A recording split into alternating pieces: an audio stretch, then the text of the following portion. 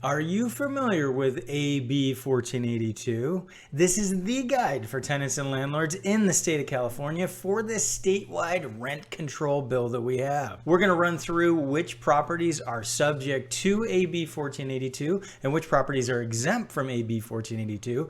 We're going to talk about how much landlords can increase rent. We're going to talk about when a landlord can terminate a tenancy and if that landlord will owe relocation assistance to the renter. And stick around to the end and we'll answer one of the most common questions we get related to AB 1482, and that is, what if I didn't know about it and I missed the deadline to give out paperwork? And we're going to give you a link to a sample form that you can download. Hey there, Christian Walsh, real estate agent with Wire Associates. We have been helping renters and landlords understand the crazy laws in California during these crazy days. And we're here with a big update on AB 1482, otherwise known as the Tenant Protection Act or the Tenant Protection Act of 2019. And this went into effect on January 1st of 2020, just before COVID. And unfortunately, not enough landlords and renters heard about the legislation, and it hasn't been rolled out very effectively. We're here to explain exactly what it means. And we've done other content on this as well, but it's time for an update. AB 1482 has two provisions. One is related to rent caps, how much a landlord can increase rent on a rental unit. And the second provision is related to just cause evictions, specifically when a landlord can terminate a tenancy and whether relocation assistance is owed. Two important things before we jump into this, and that is, we can't give tax or legal advice, but for the most honest and up-to-date real estate advice, subscribe to this channel.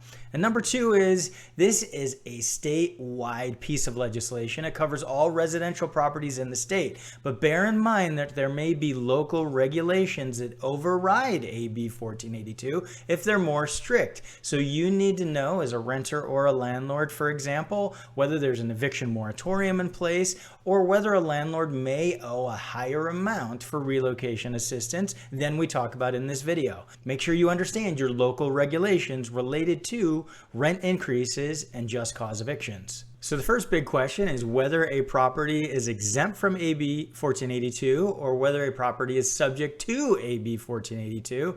And there is an easy way to tell for landlords and tenants. If a property is a single family home or a condo, or an owner-occupied duplex, meaning an owner lives on one side of the duplex, that property will be exempt from AB 1482, as long as the owner is not a real estate investment trust, a corporation, or an LLC that has a corporation involved. And we'll add some clarification to that in a minute when we answer some other frequently asked questions. The other exempt category would be properties that are 15 years old or newer. And this is a rolling deadline. So a property issued a certificate of occupancy that is less than 15 years old is exempt from AB 1482, no matter how many units it has. It could be a 100-unit apartment building. The minute that that property hits 15 years or older, based on the certificate of occupancy, then that property becomes subject to AB 1482. Another important point is all tenants must be occupants of the rental unit for at least 12 months. And for those properties that are exempt, and that's condos, houses, and duplexes that are owner occupied, in order to maintain your exemption and not be subject to the two parts of the bill, you will need to give the proper exemption language. And we're going to circle back and show you exactly what that means. So a quick summary of which properties are subject to AB 1482, that would be any residential non-owner occupied duplex or bigger in the state of California. That property would be subject to AB 1482. As for frequently asked questions, folks will ask if they have a single family home or condo that's held in the trust, is that property subject to AB 1482? And the answer is no. Just because it's held in a trust does not invalidate the exemption. As long as all the other criteria are met, it will be exempt from AB 1482. The other big question is related to LLCs. So if the ownership of a condo, house, or owner-occupied duplex is an LLC, and those LLC members are people and not corporations, then it should maintain its exemption. And of course, you can reach out to an attorney to discuss your specific scenario. Bear in mind that if you have a house with an ADU or you're an owner occupant that's renting out more than 2 bedrooms, you may lose certain provisions and be subject to AB 1482. So reach out to an attorney to discuss that situation. The Tenant Protection Act has a stipulation related to how much rent can be increased for properties subject to AB 1482. If a property is exempt from AB 1482, a landlord isn't capped on increasing rents and theoretically can raise rent as much as they want to on a tenant who is in place. Whether a property is exempt or subject to AB 1482, when a tenant moves out, the landlord can set the rent to the market rate and is not limited on what the new market rent will be. If a unit is subject to AB 1482, then rent increases are capped at 5% plus the consumer price index. Now, what's important to note with the recent surge in inflation, it is well over 5% now for the CPI portion of the increase. There's another stipulation in AB 1482 that the absolute maximum the landlord can increase is 10%. So if CPI plus 5% exceeds 10%, the most a landlord can increase is 10%, and that's where we are in the market right now. Of course, those numbers will change, and the consumer price index number may drop to a level where landlords aren't able to increase up to 10%. So make sure you reach out to an attorney before giving it an increase. Another very important point, whether you're subject to AB 1482 or exempt from AB 1482, is the laws related to rental increases in California have changed, and still not enough people know. If a rental increase is 10% or less, that can go into effect on a month-to-month tenant with a 30-day notice.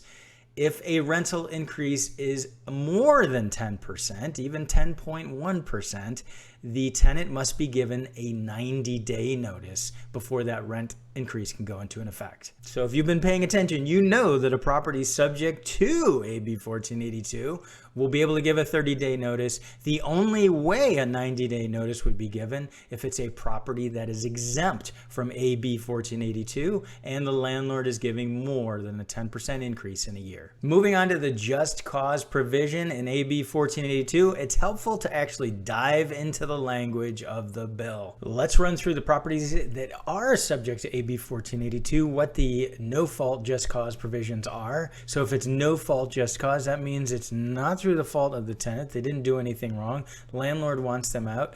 For those properties that are subject to AB 1482, the landlord, if they're going to ask the tenant to move out for a no-fault reason, has to be one of these reasons. So the first one is the intent to occupy by the owner, a spouse, a child, grandchild, parent, grandparent, to straight line. So a landlord can't ask a tenant to move out because they're going to have a nephew or niece or cousin move in. It has to be that straight line. And the other important stipulation, and this is very important, they have to have this clause in the lease in order for a landlord to be able to do that. The next big category would be withdrawal of the residential real property from the rental market. So this isn't a case where a landlord just wants to get people out to raise rents. They cannot rent the property out again. And in areas subject to the Ellis Act, this is exactly what that section refers to. C would be the next section, and that would be a landlord complying with a government order to get the tenant out. And if the reason for the government order is because of the tenant, so the tenant damaged the property significantly and there's a government order to get the tenant out, the landlord doesn't owe relocation assistance in that case. But all other cases we're discussing, the landlord's going to owe rental assistance, and I'll have a little bit more on that in a second. And the last reason the landlord can give a notice to terminate tenancy would be intent to demolish or substantially remodel the residential property. And it explains what substantially remodel means. It's in the law right here. It has to be something that needs permits, and the tenant must need to be out a minimum of 30 days. In all cases here, for properties subject to AB 1482, a landlord is going to owe rental assistance of at least 1 month's rent. And that can be given either within the first 15 business days after the notice to terminate tenancy is delivered, or it can be given through waiving the last month's rent. Be sure to look in your local area. It may be required that you actually give more for relocation assistance, so you need to know that. If you're not subject to AB 1482, you don't need to give any of these reasons to terminate a tenancy, and you also do not owe relocation assistance. And thanks for sticking around to the end. We're going to answer that question. What if I didn't know about AB 1482? Well, we'll show you here what the legislation says. One of the most common questions I get is, what if I didn't know about AB 1482 and I missed the deadline that we've talked about in other videos? What do I do as a landlord? Well, it's very important that you consult with an attorney. I've talked to some attorneys and they say get the AB 1482 disclosure over to the tenant as quickly as possible. And I do agree with that, but you also have to look carefully at what the law says. For properties that are exempt, they will need to make sure that for any tenancy before July 1st, 2020, it isn't required to be provided in the rental agreement, so you can get it to that tenant. That's for any tenant that started before July 1st, 2020. Now, if the tenancy commenced or was renewed after July 1st, 2020, the notice was required to be provided in the rental agreement. And if you miss that, you may not be able to give the tenant the appropriate exemption language, and that's why you need to discuss with an attorney. So those folks who have tenants after July 1st, 2020, or renewed a lease after July 1st, 2020 and did not include the exemption language for an exempt property, discuss with an attorney ASAP. As for the exemption language that's required for AB 1482, if your property is exempt, it must state this in the lease. Going forward, because we are well beyond July 1st, 2020, this is required. And this is also why we tell landlords to make sure that they're updating their paperwork and their documents. Don't use an old lease with a new tenant. And if you have a tenant who's been there for a while, you should brush up, watch some of our other videos on disclosures and language that you should give to your tenants. It may also be time to renew their lease or month-to-month agreement and just give them all the new paperwork they need. For those properties subject to AB 1482, make sure you go ahead and let them know that they are subject to AB 1482, and this should be included in your lease as well. So there's language here for those properties that are subject to AB 1482. And this sample form is called the Rent Cap Just Cause Addendum. We've covered in other videos as well, and we have a link below so that you can download a sample. And when you sign up for that sample, you're also going to be subscribed to our free weekly email newsletter, so you won't miss updates like this in the future, plus a whole lot more for renters and landlords and market updates. We know you're going to have AB 1482 questions. Put those in the comments below and we'll get you an answer or point you in the right direction where to find that answer. We've also included links to the full legislation so you can read it yourself. We believe that's a great way to wrap your head around exactly what AB 1482 means to renters and landlords. And don't miss this next video with important information for renters and landlords in the state of California. Thanks for tuning in. This has been Christian Walsh, real estate agent with Wire Associates, and we want to hear from you.